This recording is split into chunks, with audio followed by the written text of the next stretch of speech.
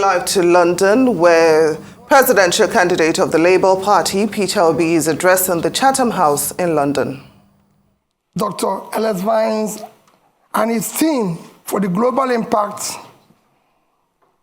of their mission and commitment to engagement with nation building in Nigeria. In providing this global platform to interrogate the vision of those seeking to lead Nigeria at this time with clear existential threats, as I will discuss shortly, are pervasive across our dear country. This Chatham House event challenges us to a new thinking. We have an alarming insecurity that led to loss of many lives and properties, significant decline in food and economic output, immense trauma that has compromised the mental health of communities, and in some cases, irredented pressures and disaffection with the Nigerian project. The economy is in crisis, with a troubling debt profile worsened by oil theft of proportion once hard to imagine. 2 economic recessions in 6 years, and lamentable power sector that have significantly constrained manufacturing and social life. The Nigerian state is captive to an elite gang-up and a rentier political economy that concentrated power in hands of those who came to power and influence mainly through their own contrivances and influence rather than affirmation of the people, and therefore do not have the incentive to serve the people. Even after exploiting the ethnic and religious cleavages, sentiments to ascend to political power, the very people on whose sentiments they grab power often become the primary victims of such political fraud that has rendered Nigeria a failing state with worsening leadership crisis. Consequently, Nigerian democracy had been on the wane, evident in Afrobarometer longitudinal tracking, which reveals low voter turnout. But this seems to have turned around dramatically last year, allowing independent National Electoral Commission to register over 12 million new voters, with many more complaining they wish to register, but unable to do so due to INEC deadline. What prompted this turnaround? We may ask. The reason for these very high stakes are lurking in the facts of demographics, with our dominant population, the youth, frustrated and unhappy with the status quo and diminished opportunities in Nigeria in an age of globalization, when internet can easily reveal to them prosperous homes of those who live in a better led and governed countries. How did we, Nigeria, plunk or get here in such an economic decline that we have overtaken India as a home for the biggest pool of absolute poor in the world, when they are 7 times our population? While the poverty rate in India is 16%, that of Nigeria is 63%, with 133 million people classified as multidimensionally poor. This is unacceptable and needs to change.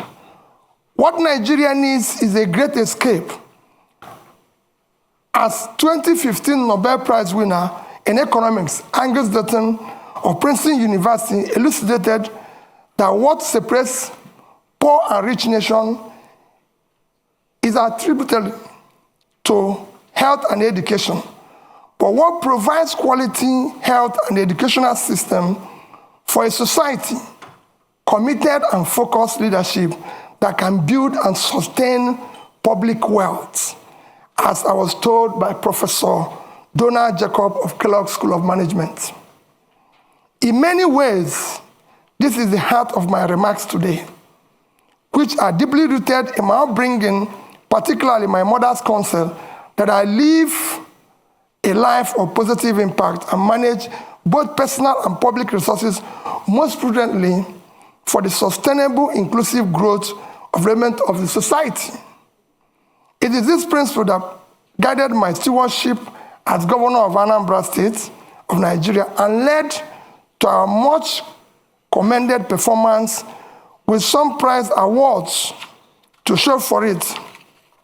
Some awards for outstanding accomplishments in key Millennium Development Goals, now Sustainable Development Goals. It is the same counsel and principle that is guiding and motivating me to offer to serve in a new Nigeria. The answer lies in leadership, institution, and demographics. The good news is that the demography is driving the change we're seeing in Africa. With election after election last year in Africa, in which establishment parties are being upturned by new and small parties, it is this change that my vision of policy change and institutional development is rooted in a push for a broadened scope of social mobility and freedom for Nigeria, particularly for the youths and women. Like the former British Prime Minister, Harold Macmillan, said, at the start of the independence decade, a wind of change is blowing across Africa. Today, that new wind of change sees the ballot box as being instrumental to changing of bad leadership. Senator Yusuf Dat Ahmed, my running mate, and I are committed to new politics that start with ethics of servant leaders and anchored on marriage of clean hearts and skillful hands. We know that unless we change the politics by changing the political leadership, we are stuck in this terrible state of underdevelopment and misery. We will build patriotically our institutions, particularly the ones directly responsible for implementing government policies, to make them fit for purpose. It is not to be doubted at the global scene that Nigeria is blessed with some of the most entrepreneurial youths in the world, in science, in business, in art and entertainment.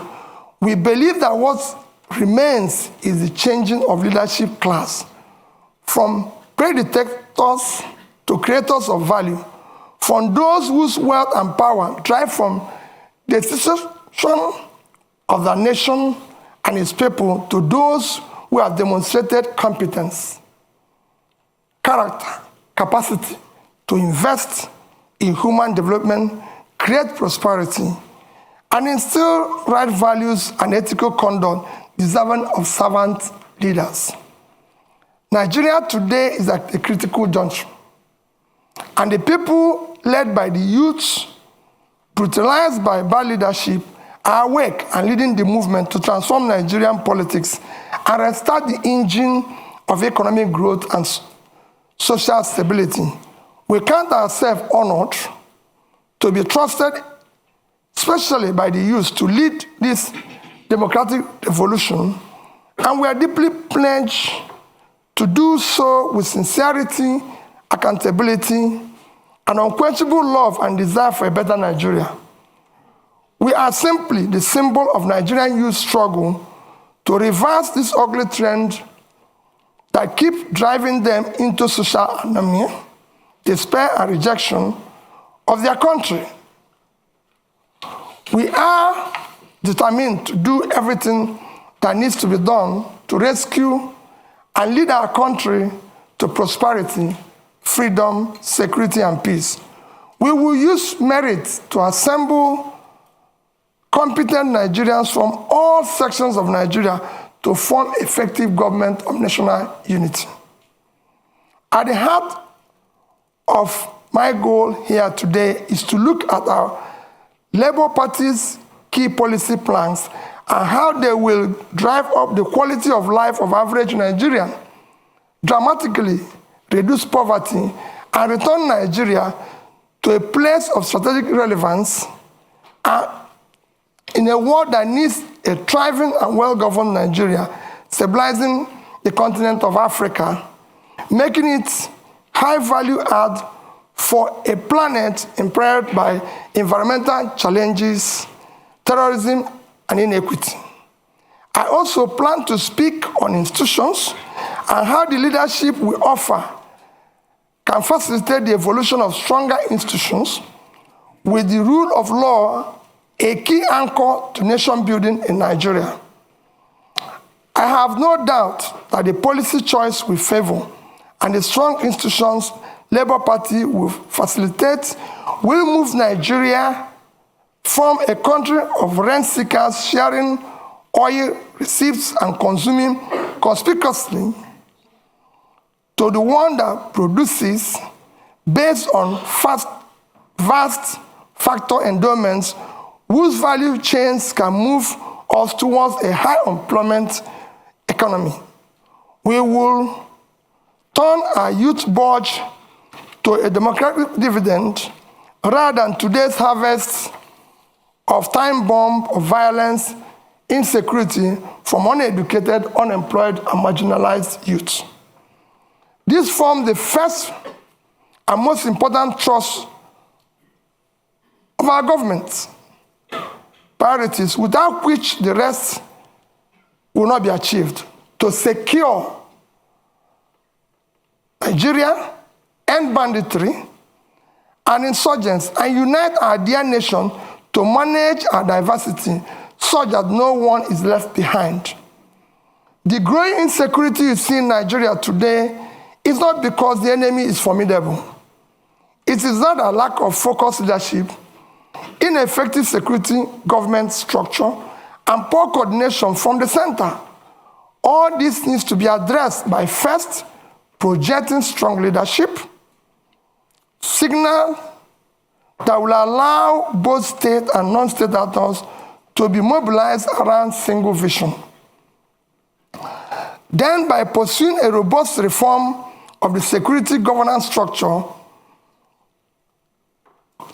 coordinating mechanism that assures all levels of government, federal, state, local, with three-level policing are aligned with strong collaboration with partners from both private and development groups to provide required services and deliver results for every Nigerian. Once this is done, it is important to have a single, clear, coherent, consistent development process. It is important for institutions to be able to provide strong leadership, coordination, capability, partner and engage collaboratively with all relevant stakeholders in an environment that mutually reinforces values. The second plank of our policy thrust is to shift emphasis from consumption to production by running a production-centered economy that is driven by agrarian revolution and export-oriented industrialization.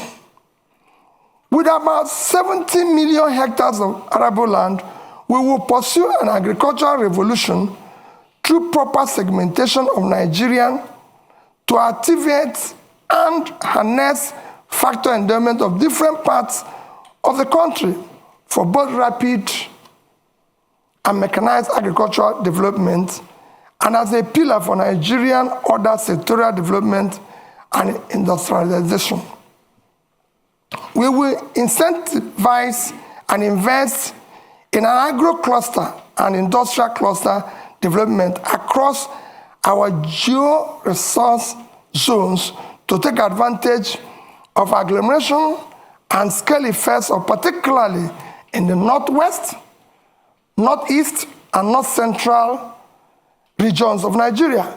We will dredge both River Niger and River Benue, build dams massively to support planting of economic trees across the country for local usage, poverty elimination, export and revenue generation. A key task is to sequentially but decisively dismantle the inefficient and anti-market distortionary structures restraining the Nigerian economy from creating a precondition for a dynamic pro-market economy. We will employ entrepreneurial governance to dismantle impediments to free trade and ease of doing business, and implementing radical economic policies that will drastically reduce our debt service, a major drain to government revenue as it is today. Our micro, small and medium scale enterprises will be robustly supported. Further borrowing must be strictly for productive purposes and not for consumption. While we aggressively pursue the activation of all opportunities in oil and gas value chain, we will target incentive schemes that will be professionally administered to diversify our non-oil export portfolio with proper consideration and management of climate change risk and opportunities. The third pillar of our government priorities is to restructure the polity through effective legal and institutional reforms to entrench rule of law, aggressively fight corruption, reduce the cost of governance, and establish honest and efficient civil service. Reducing costs of governance in Nigeria is an effective way of fighting institutional corruption. In addition to reducing the cost of governance and streamlining government operations for efficiency and effectiveness, we will ensure that reforms we pursue will not in any way affect the livelihood of our hardworking and efficient civil servants. Critical to fighting corruption, we will install a new budgeting system founded on the cardinal principle of public accountability, objective setting, and program implementation. This is against the extant budgetary principles of revenue mobilization, expenditure allocation, borrowing without emphasis on monitoring, evaluation, and feedback. We will enforce principles of performance, auditing, institutionalized monitoring, and evaluation process of the entire public service delivery as the primary means of actualizing our vision of the new Nigeria.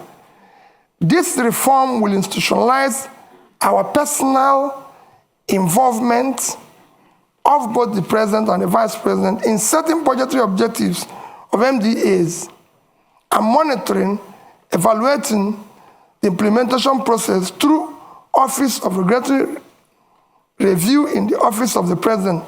Budget monitoring and evaluation capacity will be strengthened within the presidency.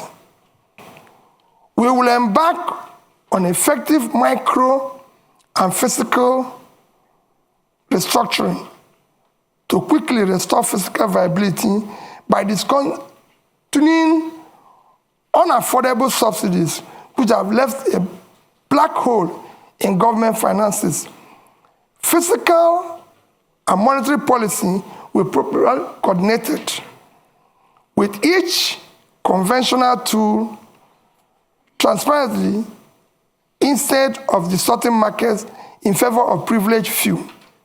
For instance, an avoidance of doubt, we will collaborate with Central Bank of Nigeria for a transparent liberalization of our foreign exchange market and dismantling of OPEC multiple exchange rates.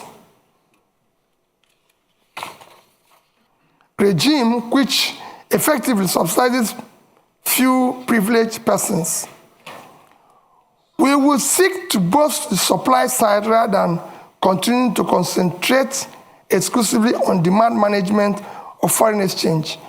when unaffordable subsidies are removed, some carefully calibrated transfers will be used to cushion adverse impact on economically weak. If the competitiveness of the sector is to be enhanced, then we will do so via enactment of transparent and specifically target fiscal and trade policies designed to stimulate investment and growth. Revenue shortfalls and leakages such as oil theft will be dealt with decisively by holding persons in position of authority fully accountable. The fourth plank of our governance priorities is to leapfrog into the fourth industrial revolution through application of scientific technological innovation to create digital economy. Building on the gains of agriculture-led manufacturing and export, we will pursue development of knowledge and skills to leverage on the emerging disruptive digital technologies, automation, Internet of Things, artificial intelligence, robotics, virtual reality, blockchain technology, biotechnology, and data science, all of which are the heart of the fourth industrial revolution. The fifth plank of our government priorities is to build expansive infrastructure for efficient power supply, rail, road and air transportation, and pipeline network through integrated public-private partnership and entrepreneurial public sector governance. Our solution to the perennial power problem in Nigeria is comprehensive and is well covered in our manifesto. We will ensure that we deal with the issue of transmission, distribution. However, we will immediately complete the 2.3 billion Nigeria Siemens network improvement deal to achieve a stable 7,000 by the end of this year, 11,000 megawatts by 2024, and 25,000 megawatts by 2025. We will support local manufacturing capacities and power technologies and encourage and expand local R&D in universities, training centers, and workshops, through which many jobs will be created. Our sixth priority program is to enhance human capital development of our youth for productivity and global competitiveness through investment in education, in research, quality health, and entrepreneurial education. The World Bank Human Capital Development Index ranks Nigeria 168 over 173. To move Nigeria right to the top bracket of the index, we will pursue a Marshall Plan type program on education that incorporates compulsory technical and vocational skills, sports, entrepreneurship, programming, digital skills from primary to secondary school level.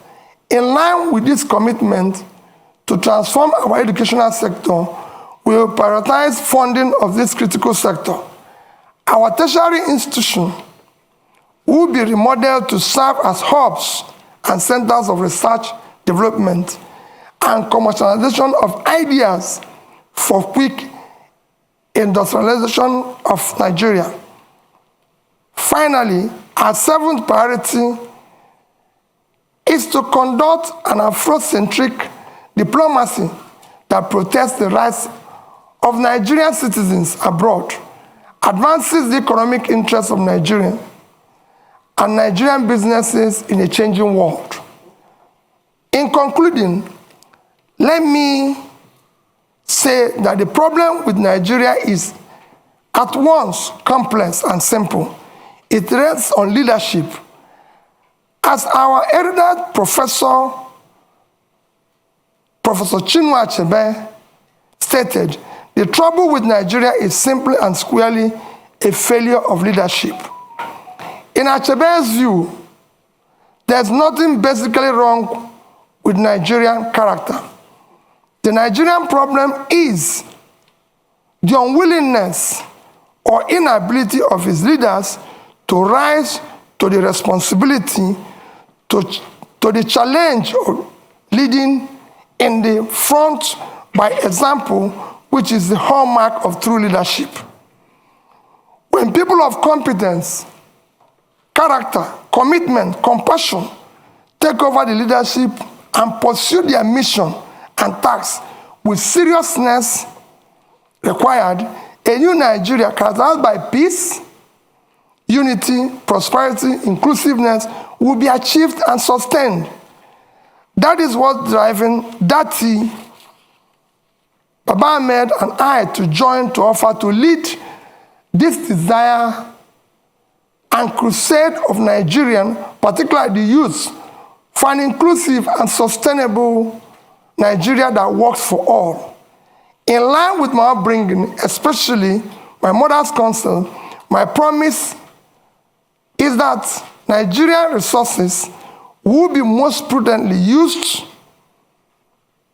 for Nigerians.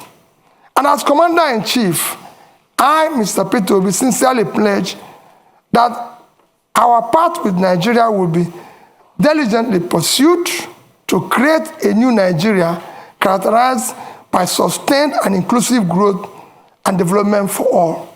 Thank you, and God bless all of you.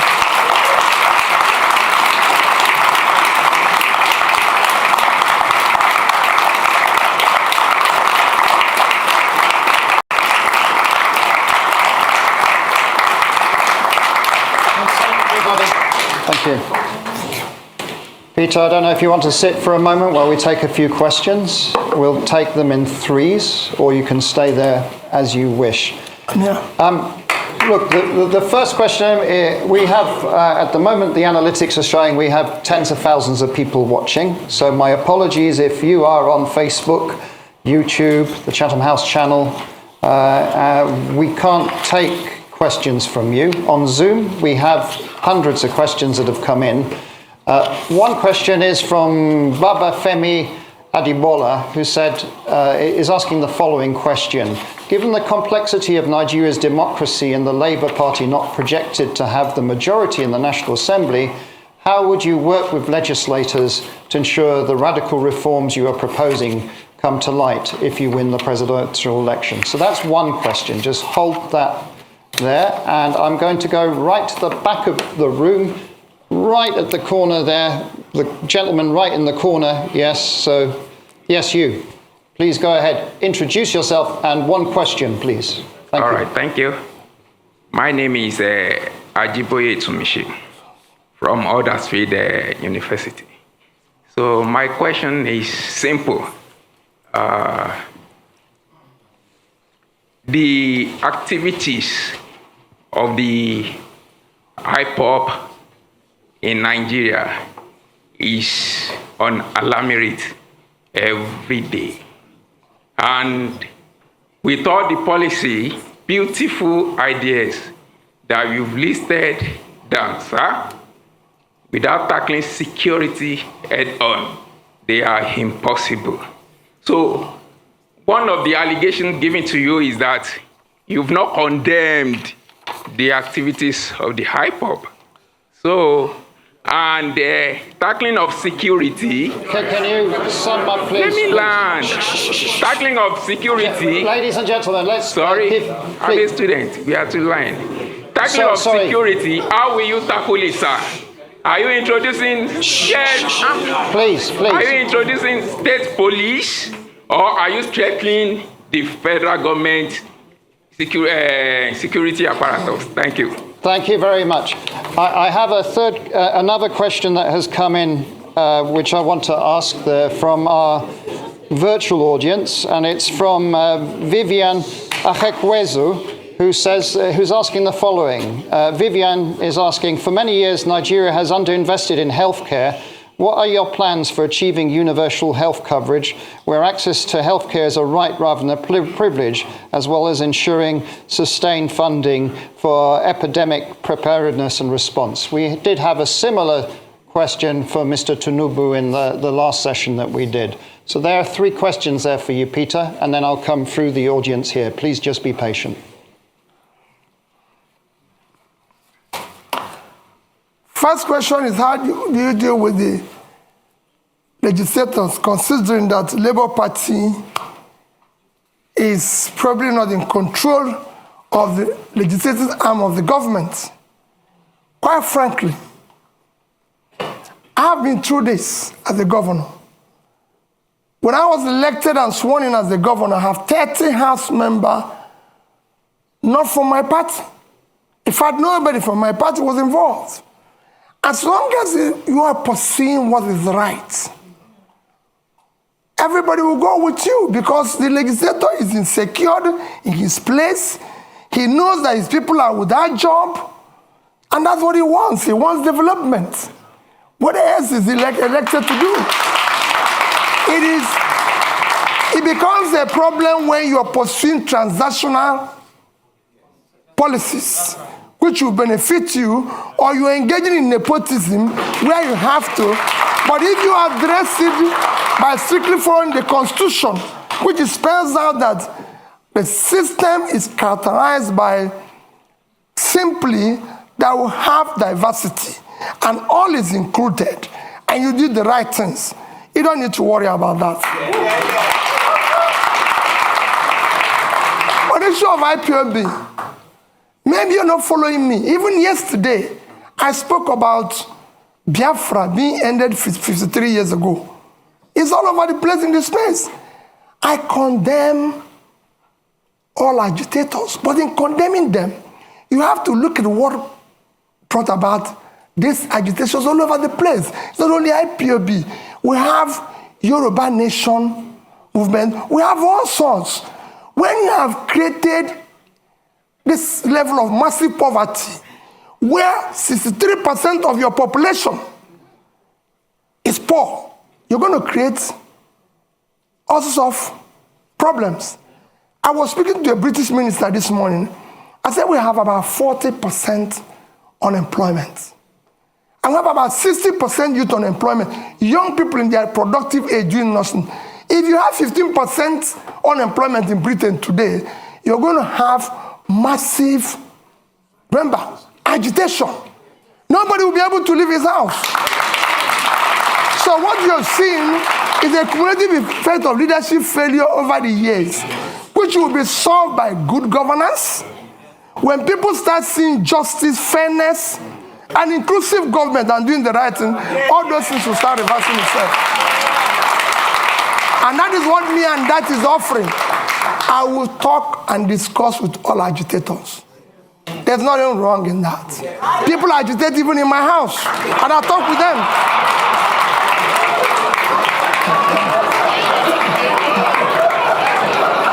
So I'll deal with everybody. I'll show you of that. Don't worry about that. On the issue of health, yes, we have a problem with health. We have underinvested, and because our government have not prioritized our development agenda, everybody knows that the only measure of development that is recognized globally today is Human Development Index. And this is hinged on 3 items: life expectancy, which is health. And we are low in that. Nigerian life expectancy today is about 50-something, as against the global average of 72. So we're low. Same in education. So it's to prioritize that. I just gave somebody an example. In the past 5 years, from 2015 to 2021, Nigerian budget in health is under 2.5 trillion naira. For 200 million people. It's unacceptable. Even this year, our budget for health is about 1.5 trillion. Our budget for education is about 2 trillion. 2 of them combined, annual budget is about 3.5 trillion. when your 6-month budget for subsidy, which is a criminalized listen, if 3.6 trillion is unacceptable, you have to put money in key development areas, as Professor Dutton has just mentioned, and I read out here, that what separates country, rich and poor, is health and education. So it's clear. So we will deal with it. But he said, how do you cover it? Nations of our size have covered it. How did India, for 1.4 billion people, cover issue of health? How did Indonesia cover that? We have big nations that have done it well. If we don't know how to do, we learn from them. There's nothing wrong in learning if you don't know how to do it.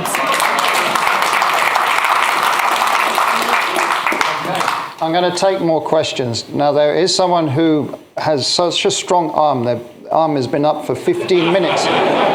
Now, I'm not going to say that's criteria for taking question next time, but madam, you get the question. You have the strongest arm in the audience. Please introduce yourself. One question.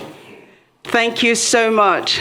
Good afternoon and welcome, sir. My name is Priscilla Winkbo, and I'm an independent broadcaster here in London. And sir, you spoke about your point number 5, which is to generate electricity and power in Nigeria. And you spoke about transmission, distribution, and generation. But I think it's fair to say that our problems with power goes beyond those 3 areas. And the main problem that I see here is this. We have a population, or part of the economy, shall we say, those who supply spare parts, the engineers, those who work within that sector, whether it's those that are selling generators, and we know that that issue is perhaps the biggest issue when it comes to our power generation.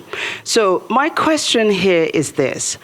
How do you plan, number 1, and I'm going to take a risk here, to deal with the big boys, and how do you also plan to address that economy that will then no longer exist because you have generated power? Because I'm sure that they too will rise up against it. Thank you so much.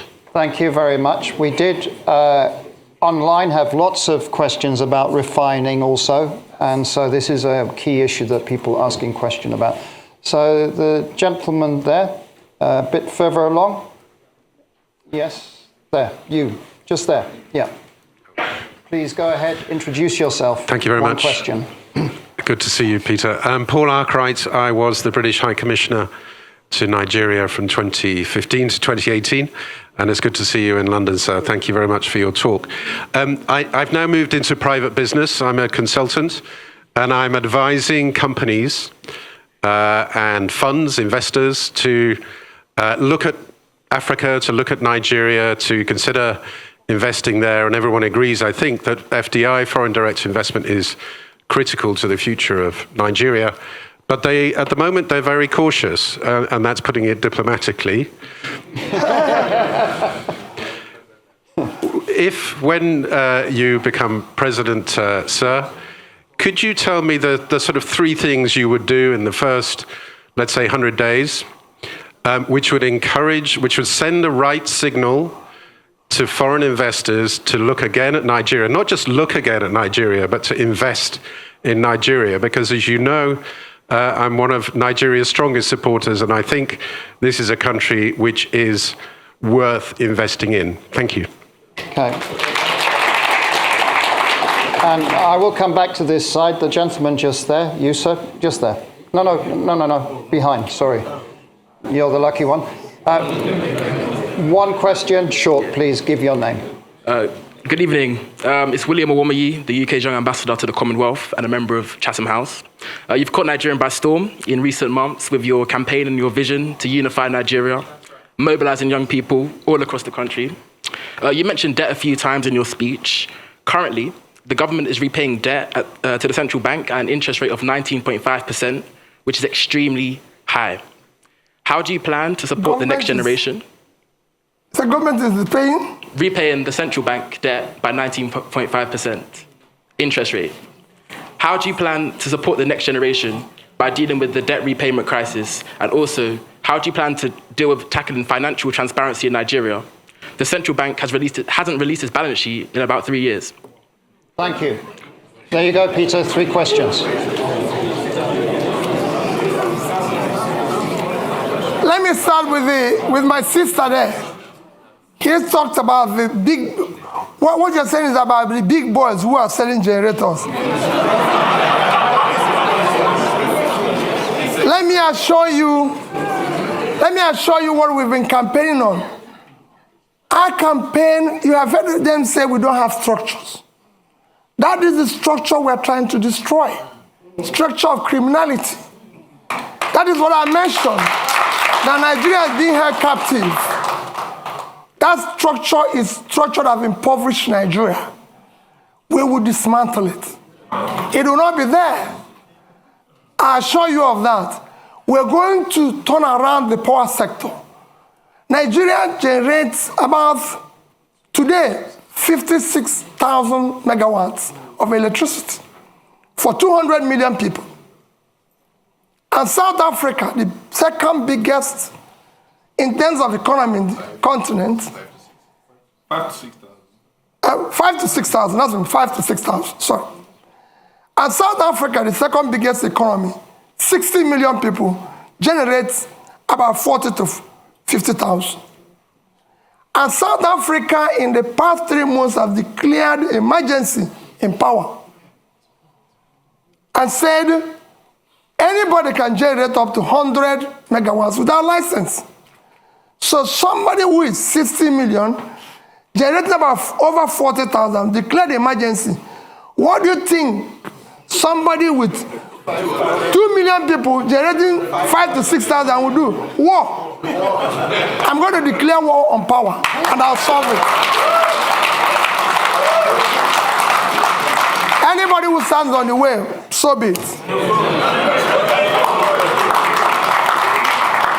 Bringing back foreign investor is very simple, Paul. Foreign investor is like bee and honey. All you need is to create honey. The way bee will find the place is very simple. Foreign capital is scared of corruption. It's scared of bad policies. It's scared of where there's no rule of law. You need to put a regulatory environment that makes it conducive. You need to secure it. That is at the heart of what Dati and I are offering. We will build that intangible assets of securing the country, making sure that we govern to rule of law. We will fight corruption. Dati have a record that is the only National Assembly member who refused to buy property of government when it was offered to all National Assembly members. You can go and look at his record. If you have seen anywhere he has compromised or put himself in a transactional position. And I'll stop running. I know how I approached him. And I told him, I and you owe it to save our people. That's why we came together. And we came back and said, we'll work as a team. We'll solve this problem. Go and check my record. I've governed the state for 8 years. And I've challenged everybody. Paul, you were there. I've been the only governor till today. The day I left office, I was not owing salary, pension, gratuity, or any contract or any supplier. And I left in 3 banks in Nigeria, which I say every day. Access Bank of Nigeria, Fidelity Bank of Nigeria, and Diamond Bank. I left over $150 million. I didn't say naira. And I have over 30 billion naira. And Anambra State, you can go and verify anywhere. I've never had a bottle. Anambra State have never bought me. There's no land allocated directly or indirectly by me, and I signed over several thousands of C of O Anambra has never bought me a bottle of water since I left office. So you can go. We will fight and stop corruption. The first thing about stopping corruption is yourself. If you're not involved, your wife is not involved, your family is not involved, those around you are not involved, you reduce it by over 50%. And that's what I'm going to do. And I'm sure, Paul, you know that. We are committed. We can't disappoint these youths. We must build a new Nigeria. And we'll deal with that. Investors will come back. Those who left, even the young people who are today living, they'll come back. We want to bring them back. Nigerians are prepared to come back if they can find that they have a country to go back to. This green passport, people must be proud to use it.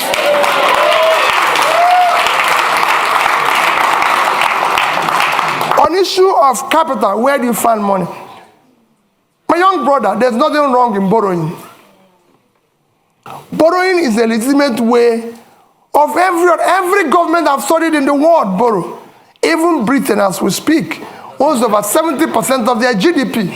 Every government I know lives on borrowing. Even Norway, with 1.4 trillion sovereign wealth, is owing. The economies of the world, the third biggest nation in the world is America. The debt of America today is almost 100% of their GDP. The second, China, is almost owing over 60% of their GDP. Japan owes over 230% of their GDP. But let me tell you the difference. Japan is owing over 230% of their GDP. They invested the money to save their economy. And in that, even with that, Japan is still the highest holder of US treasuries. So there's something they can fall back on. What has happened? So borrowing is not wrong. If I have done, I compare two countries that borrowed with Nigeria and how well they've done. But what has happened is that when you borrow for consumption, you have a crisis. Nigeria borrowed for consumption. Nigeria in 2015 had a GDP per capita of $2,550. And they were owing about 15 trillion naira.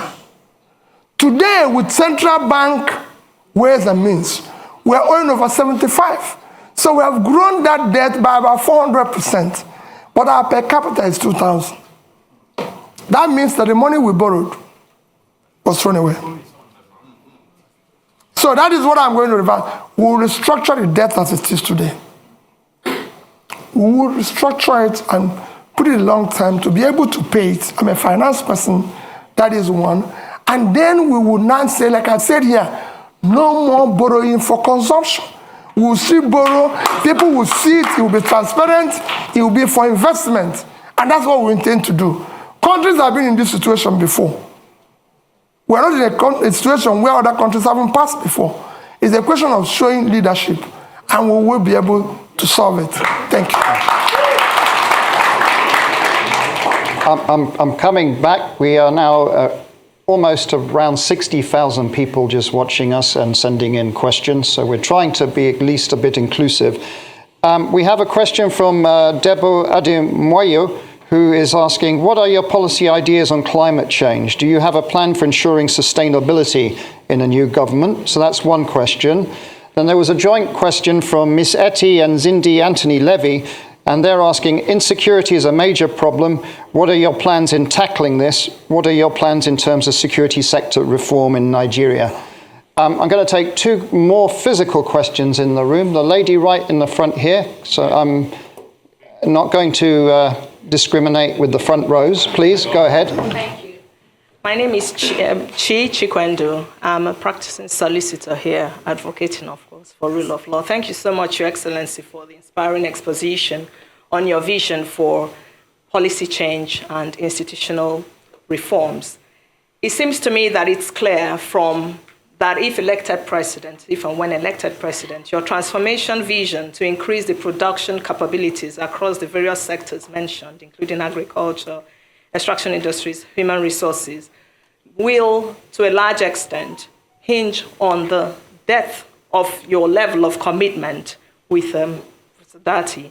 and ownership to implement the proposed policy changes and institutional reforms. However, there is no doubt in my mind that Your Excellency is well aware of the prevailing fundamental challenges to those reforms, including clientele patronage, political capture, and the institutionalized corruption that you mentioned. So the question is, how do you intend to navigate these challenges differently from the efforts of previous administrations, particularly with a view to modifying the behaviors of the key players in support of achieving those anticipated outcomes? And I was very warmed when you mentioned you're broadening the scope of youth inclusion and women based on gender issues. So further, how do you intend to quell the current ethnic tensions ravaging our communities and consequently stagnating economic growth and development, and to implement a pragmatic mechanism for dealing with those societal concerns for equal... Okay, please. We need... The longer this takes, the less questions. Madam, please, yes. Now. So the question there is, how do you intend to implement a pragmatic mechanism for dealing with those societal concerns for equal access to the services, inclusive participation, and integrating the various ethnic groups? Thank you very much. Thank you. Peter, if you answer those questions, because that was more than one question. Well, let me start with the issue of, you have, like you said, you have more than one question. I have about 2 questions. Let me start with the issue of ethnic tension. The ethnic tension you see today is based and as a result of injustice, unfairness, exclusion, marginalization. As soon as you start reversing that, they start going down. That is what I said to young man about agitation. As long as you start doing the right things, as long as you start building an inclusive society where people's talent, hard work will match up their opportunity, you start seeing those things go down. There's tension, even in the Western world here. I lived here when the blacks feel excluded. But as the more the government opens up and tolerates and builds an inclusive, transparent, more broad-based, acceptable, they will come down. And we will show, I've said before, we will show compassion. We will show love. Because there's nothing, you're a leader. Don't go away when Bayelsa is under the water. Don't leave Jigawa to die. Don't say, oh, I cannot go to Southern Kaduna because there's a problem. We will show compassion. We will lead from the front. We're not going to walk away. And for me, Borno is part of Nigeria. I don't want to say people, oh, the region is insecure. Nigeria is insecure. Like I told the IDP people in Christmas, I spent my IDP with IDP people in Makurdi in Christmas. And in New Year was another IDP camp in Abuja. And I said to them, as long as Nigerians are in IDP, all of us are in IDP. I will not allow, and I know that you will not allow it, for any Nigerian to remain in IDP while we're sleeping in our mansions. Never. They must go back. On issue of challenges and dealing with them, the challenges you foresee, I've dealt with such challenges at the Anambra level. And I'll show you the same challenges. We're not going to, as long as you're not involved in this transnational governance, you can deal with anybody. And we're not going to compromise. We have an issue, I said, we're at an existential threat that we don't need to. There's nobody, there's no sacred cow. You either be a Nigerian or you can find another country. We have a country with the rule of law. It will be the same level playing field for everybody. I want to solve the problem. For example, I said it without equivocation.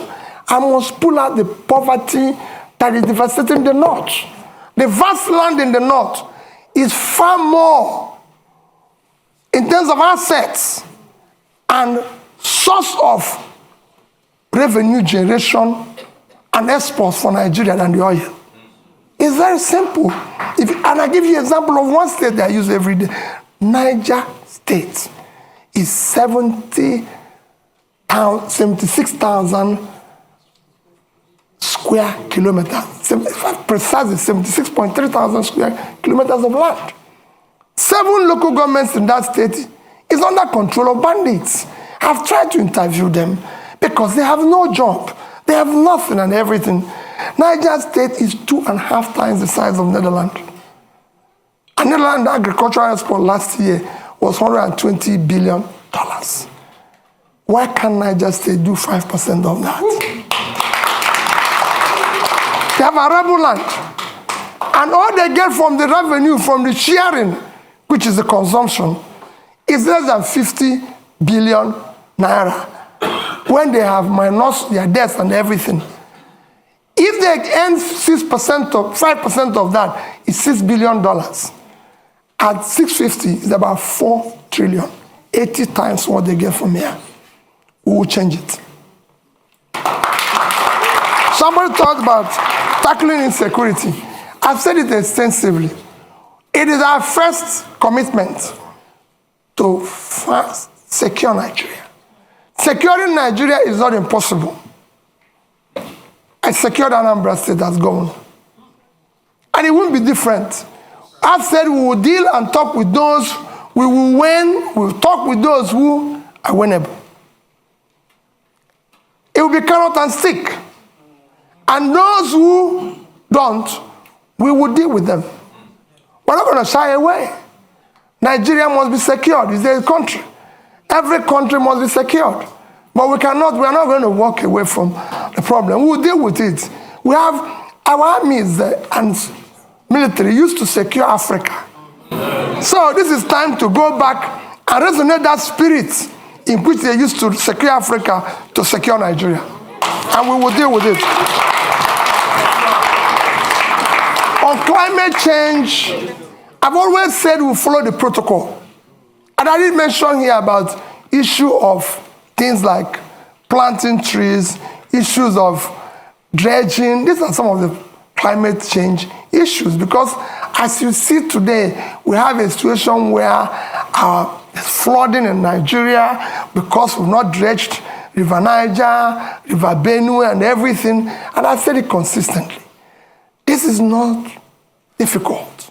We've awarded contracts for it in the past. Today, every Egyptian will tell you, no Nile, no Egypt. They have used it to improve the water transportation, which dredging this one will do. And that's a long fighting climate change. They've used it for other means, which we will use the same River Niger and River Benue to do. River Niger and River Benue combined River Niger is 4,200 kilometers long. River Nile is 1,400. River Benue is 1,400 long. So two of them are 5,600. Nile is 6,650.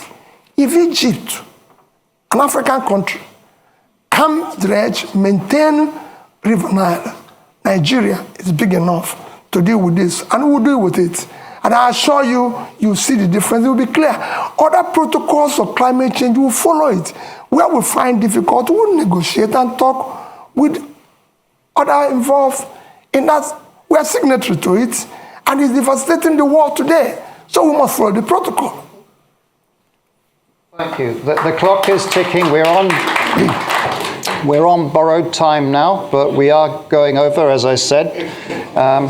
So there's right at the front here, there's a gentleman there. I'm going to take 3 questions, and then I think the clock is going to have had its say. Short and sharp, please. Go ahead. I'll keep it short. Hi, good afternoon. My name's Alexis Akwajiram. I'm the managing editor of Semaphore Africa. My question is, if you become the next president, would you seek to keep the current central bank governor or replace him? And please explain your answer. So, the gentleman in the middle there. Yeah. Please. Go ahead. Good afternoon, and thank you for your remarks. My name is Chibuikem Ugongadi. I'm his master's student at King's College London, and it's funny, actually, my question is related to him. Given the debacle at the central bank currently and their conduct over the past 8 years, what is your view on central bank independence as a tool to improve economic growth? And how will you what will you do about the leadership at the central bank when you become president in order to make sure that their principles are in line with yours on monetary policy? Thank you very much. The lady over there. Yes, madam, you. Yes, but sharp, please. There's a microphone just here. It's next to you. Just there, please. Aha. Okay, Your Excellency, good afternoon. So my question here is this. You talked about restructuring. As you're aware, Nigeria can barely service its external debt. Nigeria can barely service its external debt. Our current external debt, we cannot service it, or we're finding it difficult to service it. Now, when you become president, how do you intend to restructure our external debt without actually downgrading our rating in the market? Thank you. Thank you. And your name, just so we have it? My name is Ifeyinwa Umunakwe. Okay, thank you. And then if we move the microphone to the lady just there, last question. Yes. Good afternoon. Nice to see you again, Mr. Obi. My name is Kenneth Chukwuwabo. I'm a PhD candidate at the University of Cambridge. I study public-private partnerships in education. I read your manifesto, and it seems PPPs are taking a central stage in education sector. So I wanted to ask, what is your rationale for involving private actors in public education, and what governance structures would you put in place to ensure the accountability of these actors in a sensitive sector such as education? Thank you. Thank you very much. My apologies. We've run out of time now. I'm watching the clock.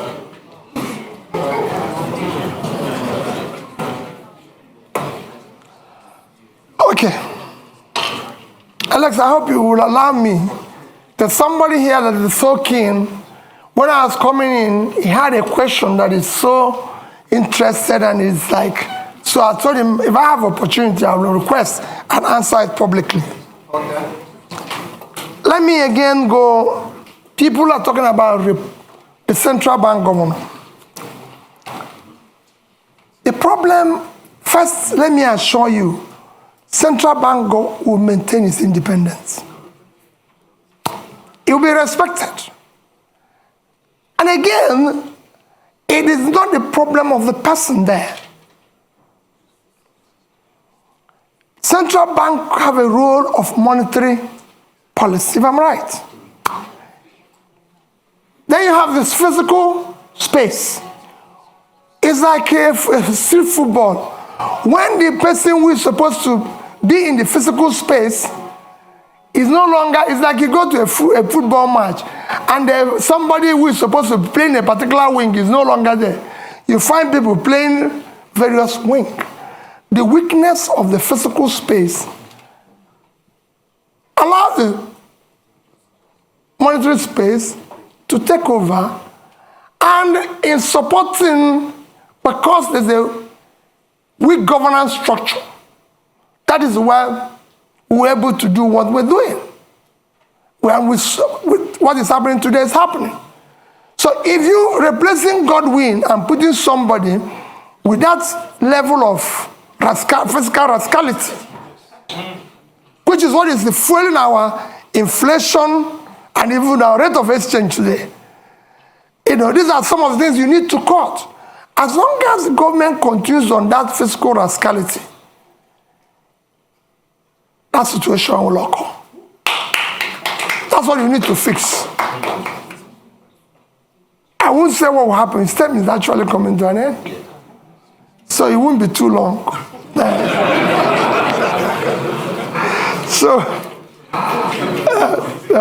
So that's that. I assure you that we'll deal with that. You asked about PPP in education. I said you're in Cambridge. Is Cambridge run by British government? No, I just want to know, because I don't know. When we're talking about PPP in education, we're talking about tertiary education. We're not talking about basic education. We will ensure that basic education is free, and we will drive it aggressive because we have 20 million out of school children in the north, which I've said we will deal with decisively, because those children mostly have learned Quran, which means they're intelligent. We'll meet them at the point of learning Quran and teach them skill. For the tertiary education, we must find a way to fund it in a collaborative way, public partnership, in order to be able to ensure that 4 years will be 4 years, not what is happening today. That's what we mean by that. And it will be, you'll see, it's a win-win situation. That's it. No, not the basic. It won't be the basic. Then, issue of barely servicing our debts. We're not, I've said it before, we're not the only country that have gone through this. Once we move from consumption to production, what we're going to do first is that what you see today, we're inability to service our debts, is because of fiscal rascality. You're paying unsustainable subsidy, which will be stopped from day one, because it's a criminal thing. You're no longer generating money because they're stealing oil. And the only people who can steal oil are people in government, because ordinary people cannot steal oil. You can't put it in your pocket. It's something that you come with sheep. So all those, and you stop corruption, the waste, everything. And you go to seek to ensure that the revenues of government are properly collected.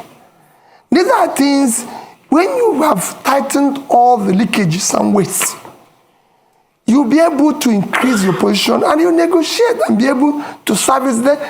Look at it, just to give you an example.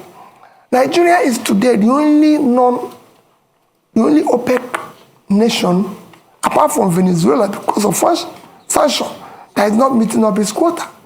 Because over the years of oil theft, the multinationals and everything have not been investing, coupled with the theft and everything. You're not realizing what you're supposed to. Every other nation that is in the same condition was able to bring down their rates and inflation within this period of Ukraine war. I'm not saying it's good to wait for war to be able to get more revenue, but people are taking advantage of it, because it's there. And you can't run away from it. But we couldn't take that advantage. Our situation got worse because of poor management of our own physical space, which will change without an eye. And finally, like I said, somebody kept telling me that issue that people have been saying that if I become president, that there's issue of being, how do I say, what word do they use? Stingy. Pat knew the question of stingy. How are you going to manage? Because they said you'll be stingy and everything. And let me say it publicly that people don't know what it is all about. At the heart of poverty is capital formation. And you can't go about capital formation without savings. Even in the most developed world, which is why I said that Japan holds highest amount of US treasury. If you listen or you go and read about what Professor Ragnar Nask done in the 50s, it showed it clearly. Capital formation is at heart of poverty. Without capital formation, you have low productivity, low income, and you produce poverty all over the place. What I was doing as governor, I was the best governor in Millennium Development Goals by the UNDP. You can go and check that. It's there. I had I won a prize for the best road network. I won the Gay Prize back-to-back on health. You can go and see what I did in health. Build scratch, teaching hospitals and everything. Improved #1 in education. And above all, I was able to save because I believe in future generation. If you look at that saving, I said future generation funding because we want to have proper capital formation to drive tomorrow. If I have opportunity in Nigeria, no matter what we do, we'll do the same thing. We must save for tomorrow. Because that's how you form capital to turn around tomorrow. So as an end, I appeal to all of you. There's nothing more powerful than an idea whose time have come. Victor Hugo. The time today is to have competent leadership with character, commitment and compassion. And that's what Nigeria is yearning for. That's what Dati and I are offering you. Let's have opportunity to build a better Nigeria. Thank you.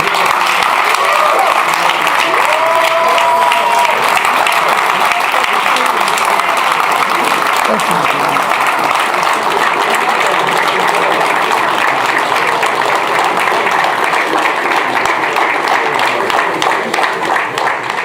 A couple of announcements. First of all, INEC Chair speaking here tomorrow, same time, 1 o'clock. You're welcome. It's also going to be live streamed. NNPP presidential candidate Wednesday, same time. And finally, again, just to thank Peter Obi for coming to Chatham House. And good luck in your campaign. And please, if you can just remain seated or on the side while Peter Obi leaves. Thank you very much and have a good afternoon.